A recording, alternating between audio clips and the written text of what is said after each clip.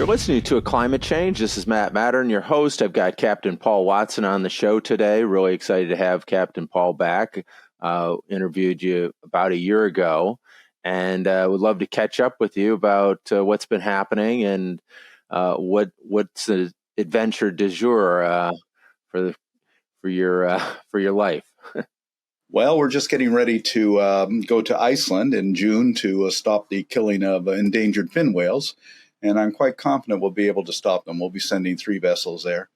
And at the end of the year, we're getting prepared for the possibility of the Japanese whaling fleet returning to the Southern Ocean. They haven't been there for a few years, but they just completed the construction of a brand new factory ship, and the only purpose for that factory ship is to go to the Southern Ocean. So we'll be prepared for them when they arrive.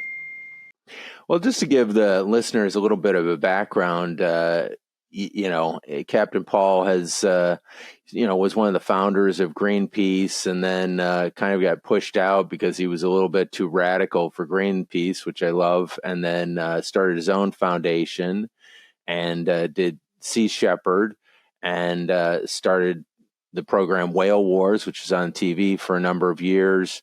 The Whale Wars, the Sea Shepherd people kind of pushed you out, unfortunately, a hostile takeover. And then you started your own thing, the Captain Paul Watson Foundation. So tell us a little bit about your journey and kind of what started you on this journey protecting the environment. Well, I really started when I was 10 years old because I spent a summer swimming with a family of beavers. And then when I went back the next year, when I was 11, the beavers were all gone. And that made me quite angry because I found out trappers had taken them during the winter. So I, that winter, began to walk the trap lines and free the animals and destroy the traps. And 60 years on, I'm still doing the same thing. Well, that's an incredible story. So, we had talked a little bit about the COPs that you've been to, and COP 21, and how, at that COP, I guess it was in France, they barely were addressing the ocean at that COP. I went to the COP 28 in Dubai, and I was struck by how little of the COP was really focused on the ocean and protecting the ocean. What was your take on COP 28? Well, it's been taken over by the oil industry. I mean, the head of the oil company was presiding over the whole thing. And basically what they're saying is that the solution to climate change is, well, just listen to the fossil fuel industry. They've got the answers, apparently. But that's slowly been happening. I mean, what was it last year? I think Coca-Cola was a major sponsor, and it's all become very commercialized. And quite frankly, nothing's ever come out of the these COP conferences at all. I did go to COP21 in Paris and tried to speak about the ocean, but that ocean forum had been taken over by the fishing industry. And I still remember one of the sponsors going, "Well, we're very concerned about climate change and its effect upon the movement of the product through the ocean. That's going to affect our profitability." I mean, and that's kind of the way they're looking at it. So I don't think these COP conferences are going to address anything about climate change in a positive way. Well, I guess, I'm not quite as pessimistic on that front as you are, in that I believe that they did get a commitment out of these oil producing nations as well as oil companies that they would phase out fossil fuels. Now, the question is whether that's just talk and kind of distraction from what the action is on the ground, which is all of them drilling more. Yep. It's all commitments and promises and never materialize. It's just distractions and putting it off. And we're going to do this in 2030. We're going to do this in 2035. And I can tell you right now, 2030 comes along and they're not going to be doing it.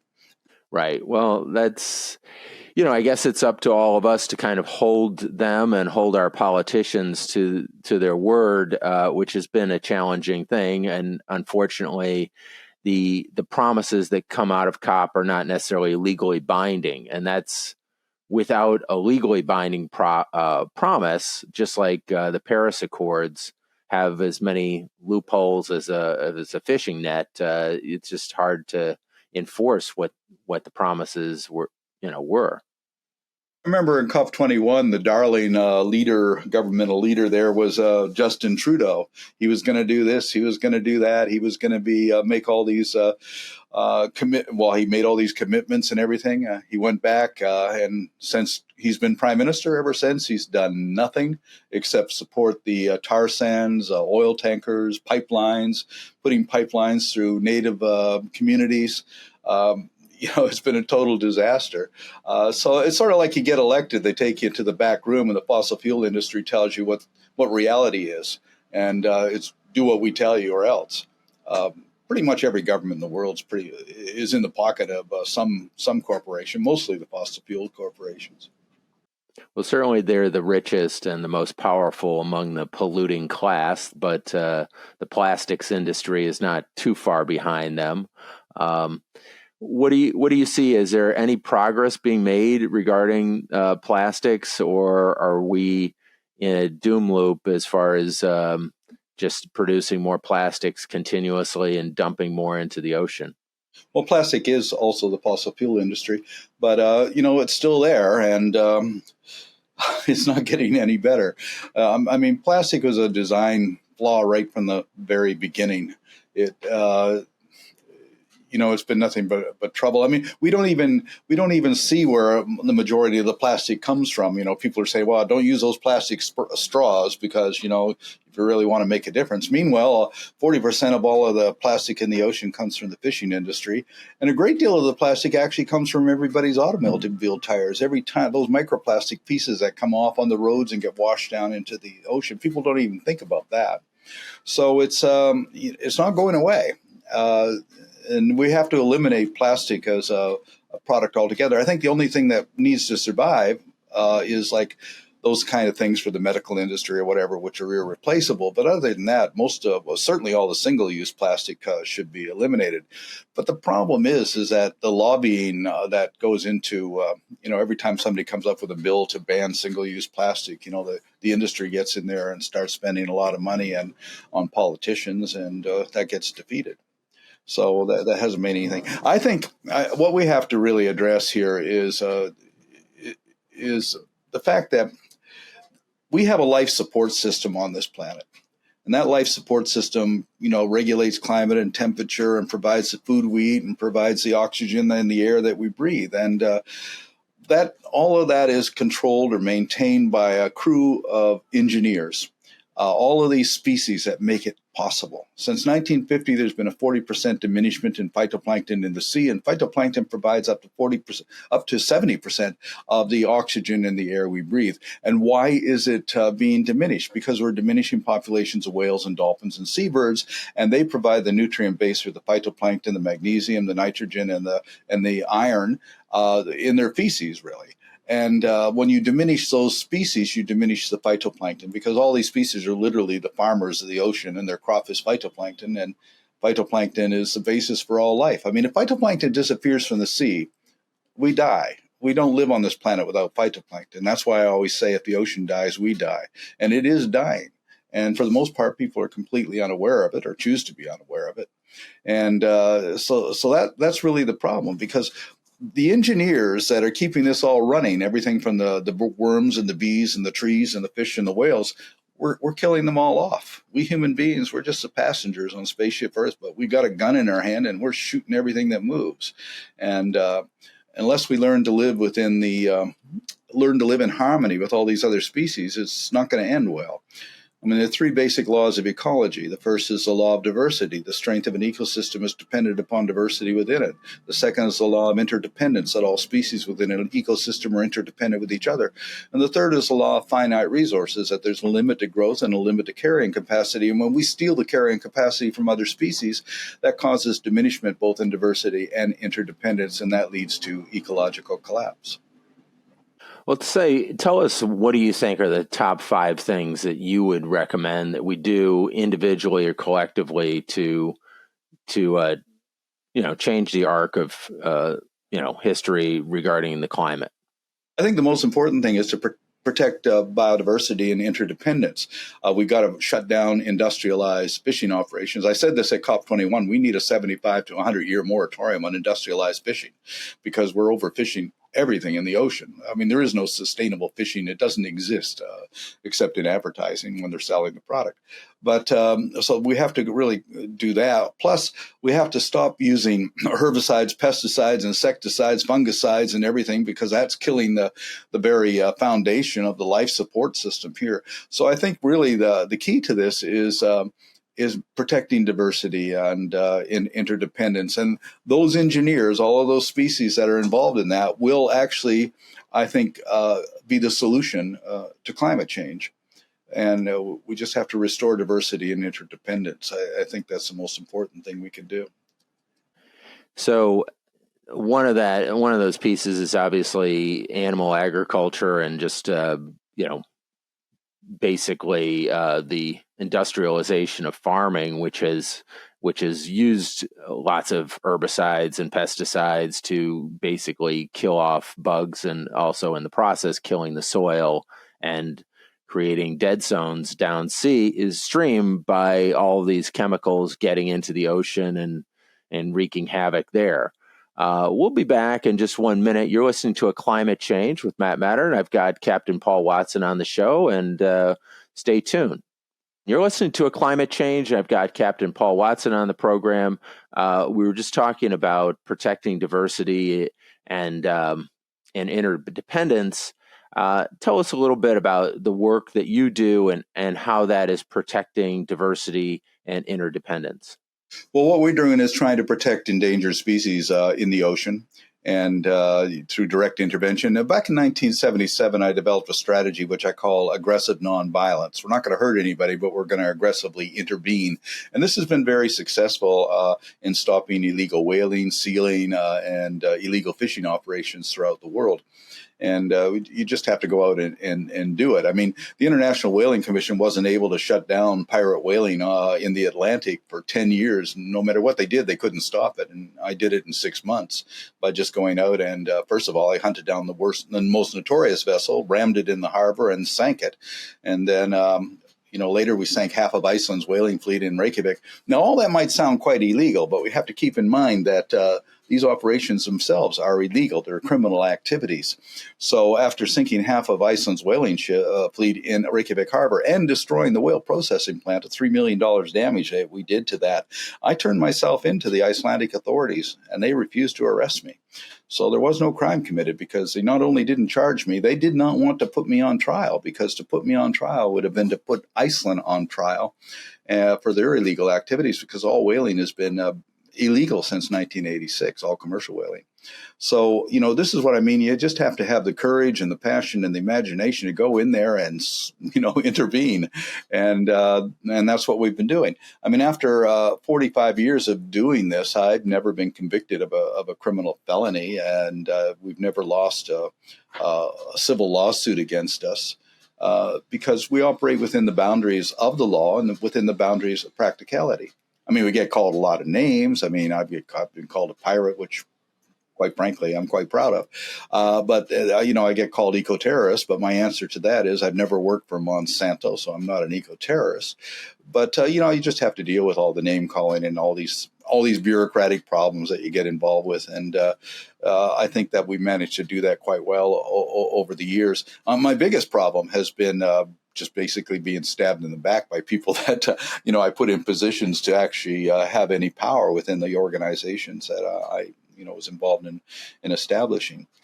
Well, tell us what it's like to be out on the high seas chasing down an illegal whaling boat and stopping it from, doing that. Well, in 1979, the first time I did this is I hunted down the pirate whaling vessel Sierra. I knew it was somewhere in the Atlantic, and I left from Boston. And actually, it was only about 2 weeks later that I encountered it about 200 miles off the coast of Portugal. And they knew what we were when we came after them, and they began to run, and I chased them into a harbor in Portugal. Now, there were 20 of us on board the boat, and I said to my crew, I got them together, and I said, look, I'm going to go out there, I'm going to ram that vessel, I'm going to put it out, I'm going to end its career, and I can't say you won't get hurt, but I can absolutely guarantee you're going to get arrested for this. And so you got 10 minutes to, if you don't agree with this, 10 minutes to pack your bag, get out on the dock. And 10 minutes later, 17 of them were on the dock.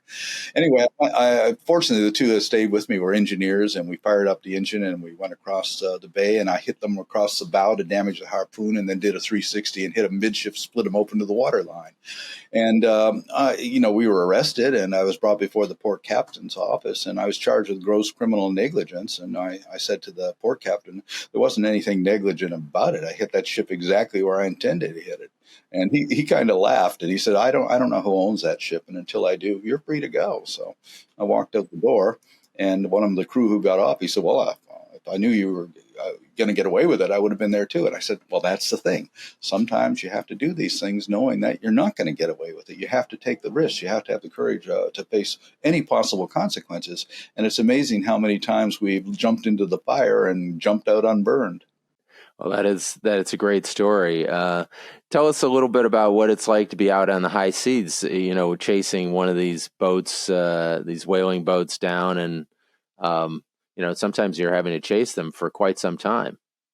Well, in the Southern Ocean campaigns going after the Japanese fleet, yeah, you go down there, you're like 2,000-3,000 miles from Australia or New Zealand. You're being hit by storms every single day. It's very remote, very hostile area. And, the hard part was finding the fleet. But once we find the fleet, then we can block them and prevent their operations, prevent them from refueling. And that was quite successful every year. Every year was better than the year before until in 2012, 2013, we prevented them from taking 90% of their quota. And overall, we prevented them from killing 6,500 whales. So I've always looked on that as one of our most successful ventures. And, we did the TV show Whale Wars on there, which really reached a lot of people. And in a way, that was really good for educational purposes, but it was really bad in that it brought an awful lot of money into Sea Shepherd. It became very, very big. And unfortunately, that resulted in people deciding that their jobs and their security were more important than what we were doing. So, they dismissed me for being too controversial and too confrontational. And so my response to that is, start a new organization, the Captain Paul Watson Foundation. And I called it that, so it's going to be hard to take that away from me with my name on it. And, within 2 months, we got our first ship, the John Paul DeJoria, thanks to the patronage of John Paul DeJoria. And we're working on getting our second ship, and we have 2 smaller boats. So I'm rebuilding the Navy is what we're doing. And I think it's going to be better because I guess every once in a while you have to sit back and say, we got to just really go back to the grassroots and that's where we belong. Yeah, I can see that. Sometimes a reboot is necessary to kind of, get back to first principles. Tell us a little bit about, we had talked a little bit the last time about Extinction Rebellion and how you thought that was an important organization. Tell us why you think that's an important organization. One of the things I wrote about last year was that the Burning Man thing, Extinction Rebellion, set up a roadblock to stop the people from going into the Burning Man area, basically to illustrate what climate change.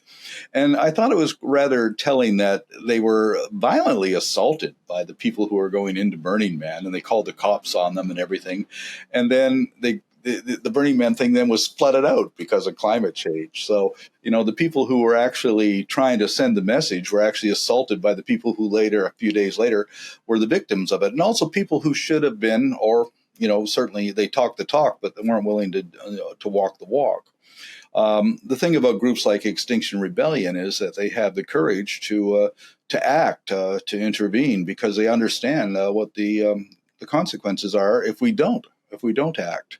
And I think that generally governments certainly, but generally people don't really look ahead more than 5 or 10 years to what things are going to be like. I think if you're going to be a conservationist or an environmentalist, you really have to look ahead and say, what's this world going to be like 100 years from now, or 1,000 years from now, or even 1 million years from now? Because everything we do today will dictate what kind of world it's going to be, even as far as 1 million years ago. You wipe out a species, you wipe out this species, that's going to have a profound impact going on and on and on.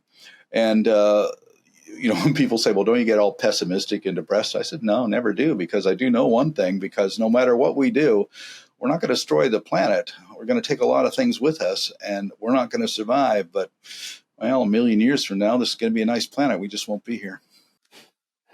So tell us a little bit about, I've read about the Great Barrier Reef sustaining a lot of damage due to climate change, and I've heard Belize has got an amazing reef system. What are happening to these reef systems, and can this change be reversed? Well, two things are happening. One, we're losing a lot of them, but the other one is some of the reefs are moving into deeper water, and we're seeing the development of reefs at a much lower depth. And that, so there's, I guess maybe it's a survival instinct, and not a conscious one, of course, but it's a survival reaction to what we're doing.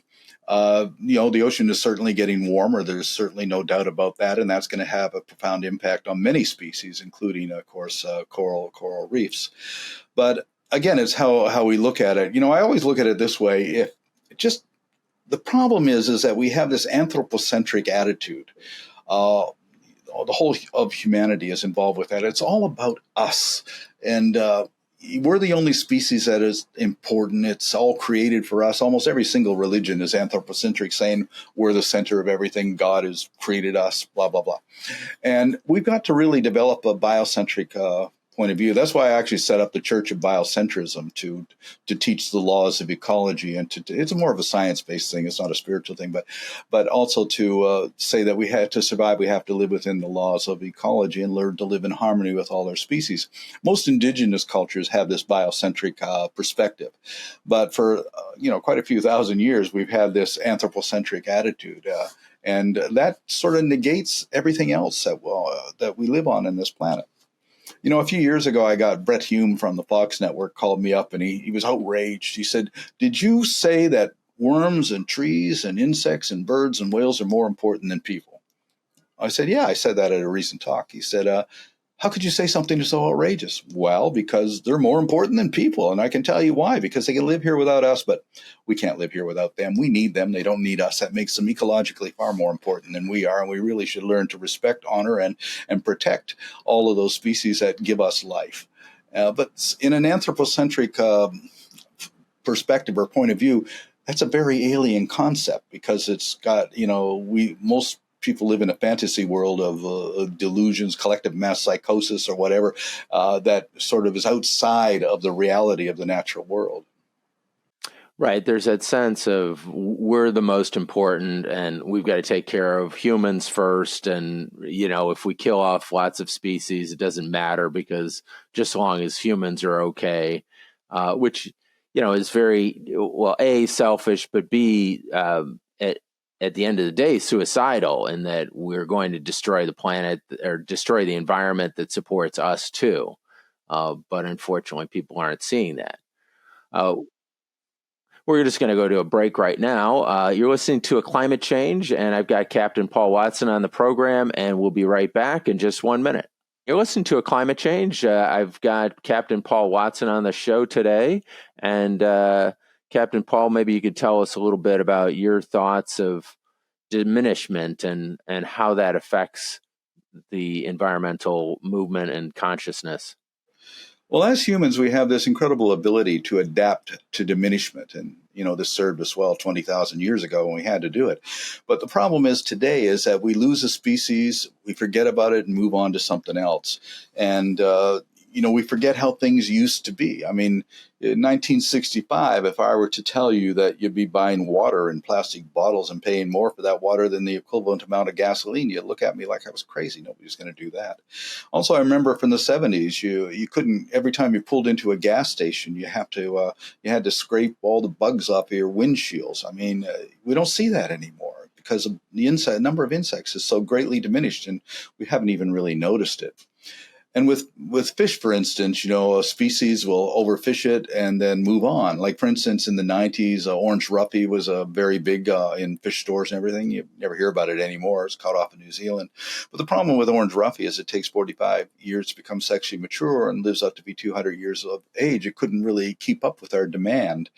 And the other problem is what I call the economics of extinction. That is, there's a money to be made by driving species into diminishment or even to extinction, because diminishment translates into scarcity, and scarcity translates into demand, which translates into higher prices and more profits.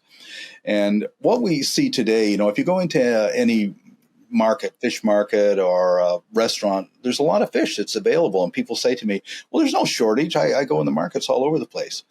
Well, the problem is, to get those fish takes more and more technology. And we're looking at $150 million super trawlers, 100-mile-long long lines, 100-mile-long gill nets. We seized one gill net in the Southern Ocean. It took us 110 hours to pull it up from 2 kilometers, and it was 72 kilometers long and weighed 70 tons. That was one net from one ship. And so that's the kind of technology they're investing in, get the less and less fish. So, and also the entire industrialized fishing industry survives because of about $90 billion spent worldwide to subsidize the fishing industry. It doesn't make any money, really. It survives on government subsidies. To build a $150 million super trawler is a huge investment, and that means you have to take an incredible amount of fish out of the ocean to pay for that investment. 2 months ago, we were in the English Channel documenting super trawlers, and they were just pulling in net after net. Each of these nets was about the size of 2 school buses, pulling it in. And what were they fishing? Primarily blue whiting, mackerel, herring, and everything. But these are the food fishes of almost everything else in the fish, but what in the sea. But what they're doing with it is rendering it into fish meal. And that fish meal is then sold to factory farms to feed chickens and pigs and domestic salmon. So we're wiping, I'd say a good 40% of all of the fish caught from the ocean isn't eaten by people. It's fed to livestock, to creatures on factory farms. And, in factory farming, the killing of 90 billion animals every year is the single greatest contributor to groundwater pollution, the single greatest contributor to dead zones in the ocean, and the single greatest contributor to greenhouse gas emissions. And so this is one of the major problems in the world, is this factory farming. And also it's a major vector for the zoonotic transmission of viruses. That's why you see these factory farms killing millions of animals every year, burying pigs alive, smothering chickens with foam, or turkeys with foam and everything. That's to keep the lid on this petri dish that breeds viruses and to keep them out. I mean, they killed 17 million mink in Denmark 2 years ago because they got COVID, and they didn't want that spreading to humans. But you're also seeing bird flu and all these others. And so the zoonotic transmission of viruses is becoming more and more of a problem, because that's the diminishment of ecosystems, diminishment of species. Creates a situation where the viruses associated with those plants and animals have to go somewhere. And we're a pretty tempting target. There's 8 billion of us. And so, a lot of these viruses can jump onto us. Right. For instance, domestic salmon on the west coast of Canada, they're spreading viruses to indigenous salmon populations, which is causing a lot of, diminishment of those indigenous salmon populations. So salmon farming is a major destructive influence on marine ecosystems. I know I've seen some videos of some of these salmon farms where they actually pump the fish out of the pens where they're raising them and put them through a disinfectant to kind of clean them up and feed them antibiotics and stuff like this. It's disgusting. So are you a proponent of a vegan lifestyle? And do you believe that that's a big driver of change that could help save the environment? Well, all my ships were vegetarian vessels from 1980 to 2000, and then from 2000 to now, vegan vessels, because we feel that, the planet was never meant to support 8 billion meat-eating, fish-eating primates. And so we really have to adapt. And if we're really serious about being environmentalists, about addressing climate change and issues, then yes, developing a vegan lifestyle or plant-based lifestyle is absolutely essential. I used to say that a vegan driving a Hummer contributes less to greenhouse gas emissions than a meat eater riding a bicycle. That's a pretty stark contrast.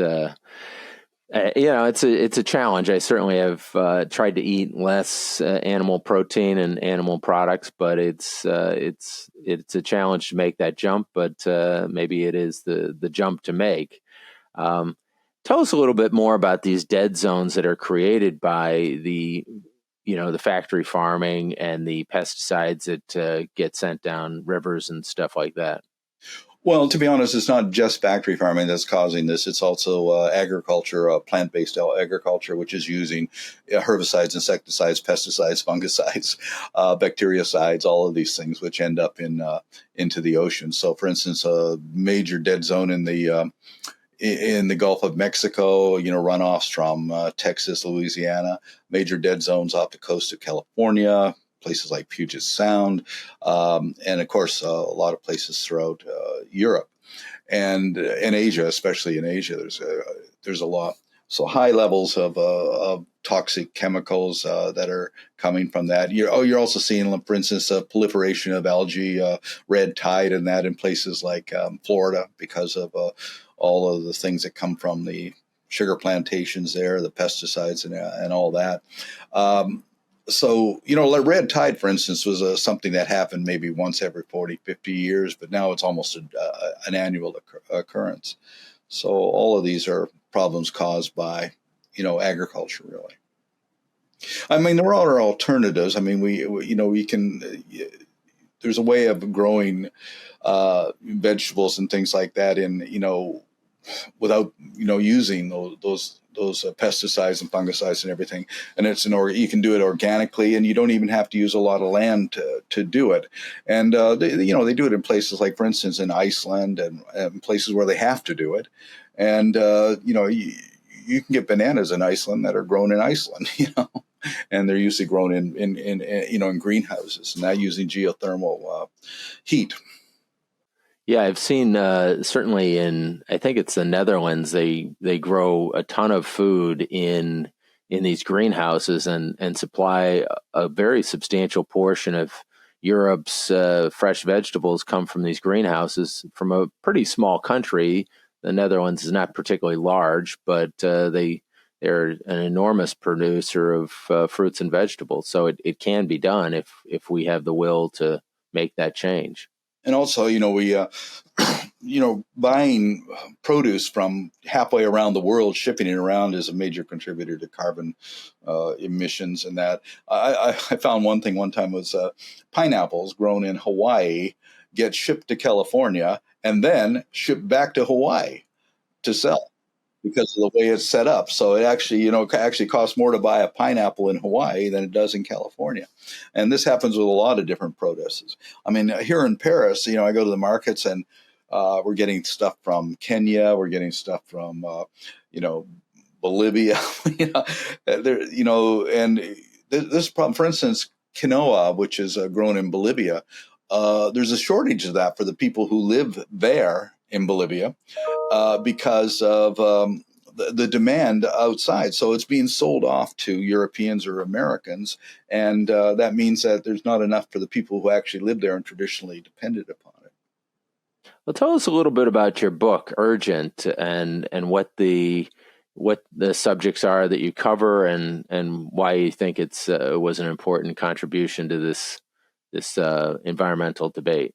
Well, after COP21, I was asked to do this book, Urgent, and save our oceans to survive at climate change. And basically what it is that if we want to address climate change, we got to protect the ocean, because the ocean is the life support system on the planet.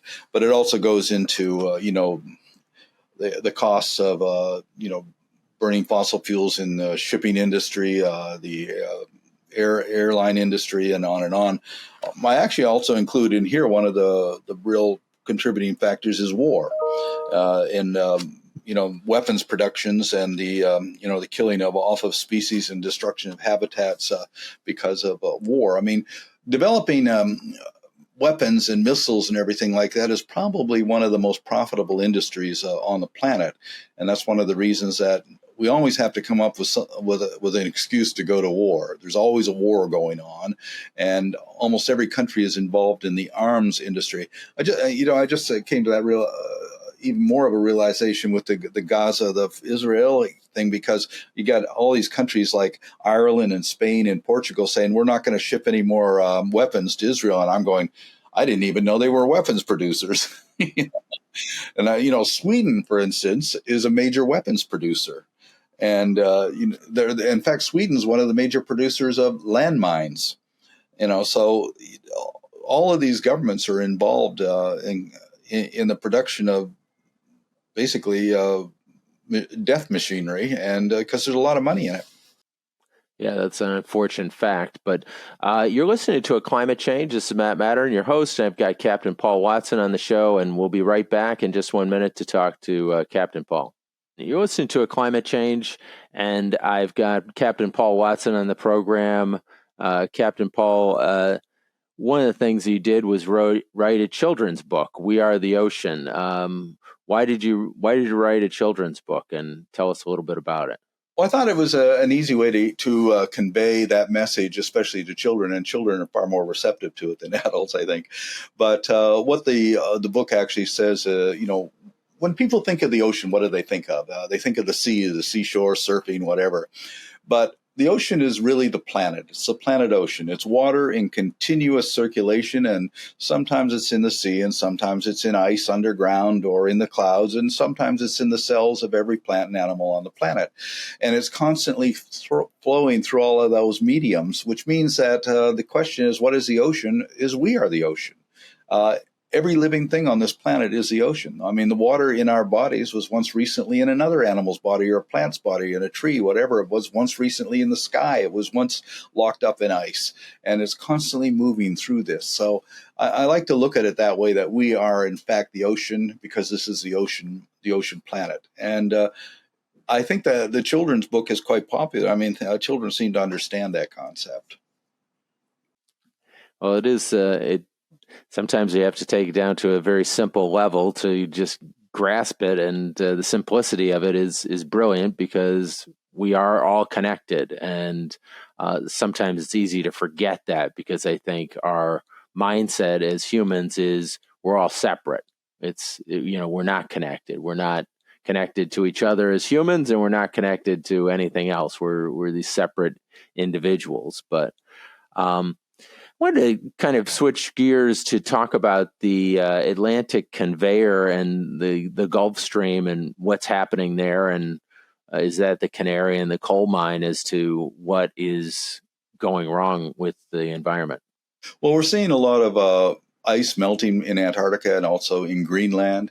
And that's moving a great deal of fresh water into the Atlantic, for instance. And that fresh water is having an impact on the movement of the Gulf Stream. And the Gulf Stream, of course, is what makes Europe fairly warm. And if you were to shut down the Gulf Stream, or what's also called the Atlantic conveyor, then you're going to plunge Europe into a deep freeze, even though it's called global warming. Is shut down that conveyor, and you're going to have very cold weather in Europe. People forget that London and Paris and Amsterdam are pretty much on the same level as Juneau, Alaska. And so they're very high on the latitude there, but they're fairly warm. I mean, you got palm trees in the Scilly Isles because that's where the Gulf Stream comes in. And so that part of the Great Britain is really, really warm because of that. And that could all be shut down. And all it takes is just a great deal of fresh, cold water coming down to cool off and stop and sink the Gulf Stream. Yeah, so I guess the question is, can we stop that? Is it realistic? People talk about stopping methane production and methane leakage as being probably one of the most important things that we can do, because it's so much more powerful as a greenhouse gas. Is that doable, and are we doing anywhere near enough to make that happen?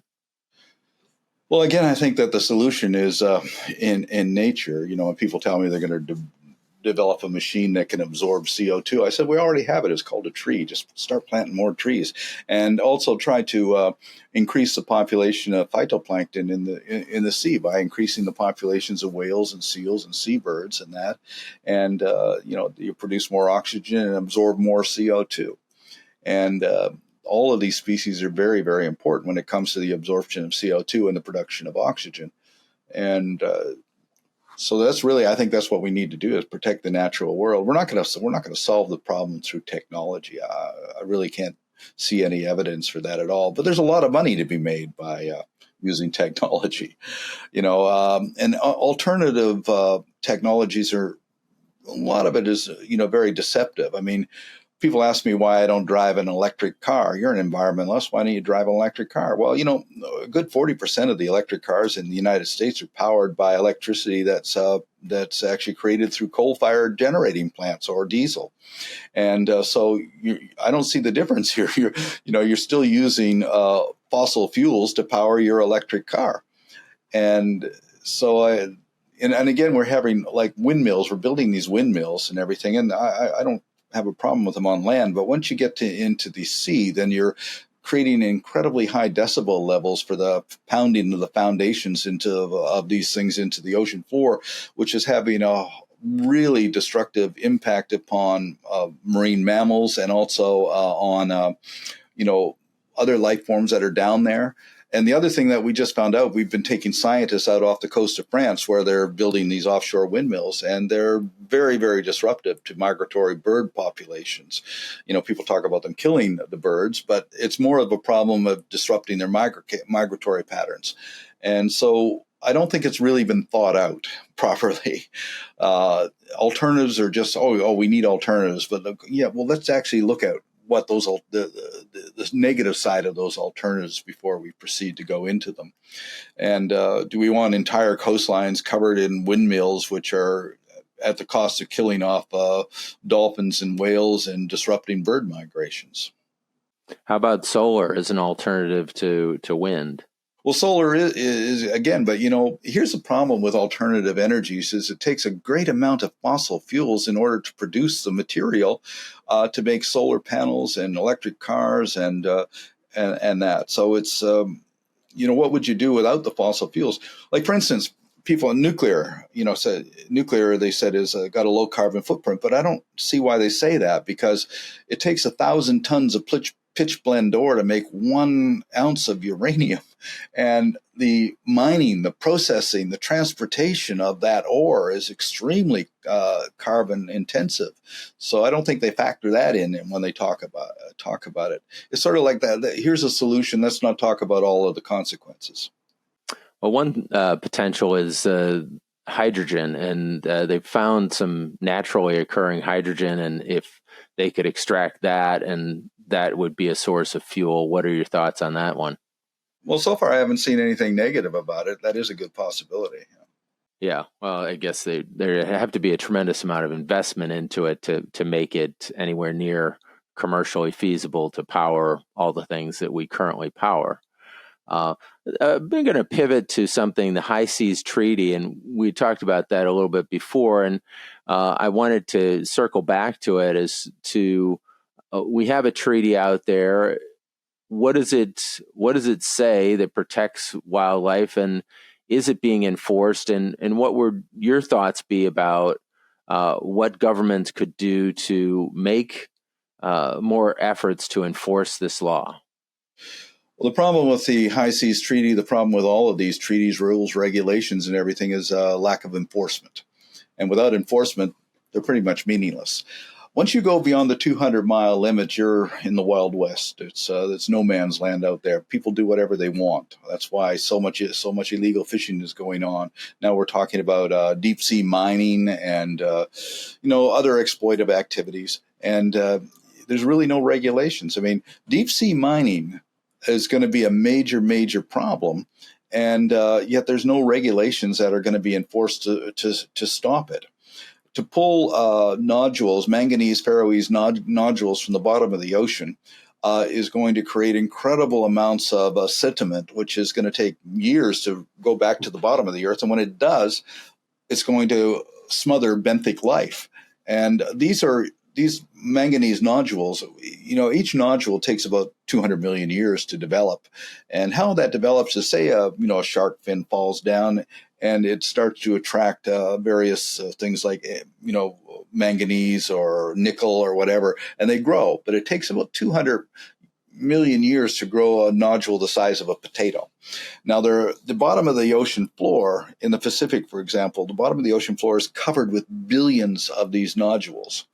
And the thing is to go get them and extract the ore. And and in the process of doing that, it's going to create a great deal of pollution. Also, it's going to destroy a lot of benthic life.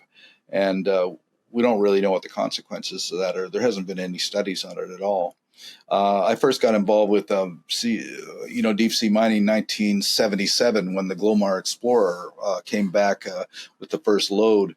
And the problem for the industry back then is there just wasn't enough profit in it. But now it looks like it could be a very profitable venture.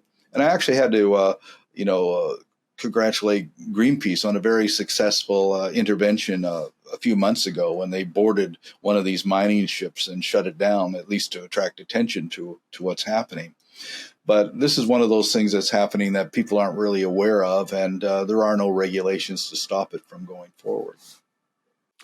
What does the U.S. or the EU do to stop, say, illegal fishing out in the areas around the world or around their own coasts? They're doing absolutely nothing except for contributing to it. These giant super tankers or these giant super trawlers are being built with money's subsidies from the EU. And, you hear about the pirates off of Somalia. Why are there pirates off of Somalia? They're just a bunch of impoverished fishermen who've been forced into piracy by the real pirates, the Asian and European fishing fleets that came along the coast of Somalia and took everything. They also went down the coast of India and took everything and driving people into poverty. And so this is going to become a problem. I said 10 years ago there's going to be piracy emerging off the waters of Mauritania and in the Gulf of Guinea, and that's what's happening right now because of overfishing by Asian and European fishing fleets. And highly subsidized fleets, incredibly big industrialized vessels that are just taking everything that they can possibly get. And trawlers and drag trawlers, midwater trawlers, longliners, gill netters. There's enough monofilament netting and line set every single day to go around this planet 30 times. That's incredible. Yeah. So what can we do to kind of stop this process from continuing? Well, I don't know if we can do anything because the governments of the world are supporting the corporations that are doing it. And, I guess all we continue to do is to focus attention on that it's happening, intervene where we can. And I always say that what people need to do is use their talents, their abilities.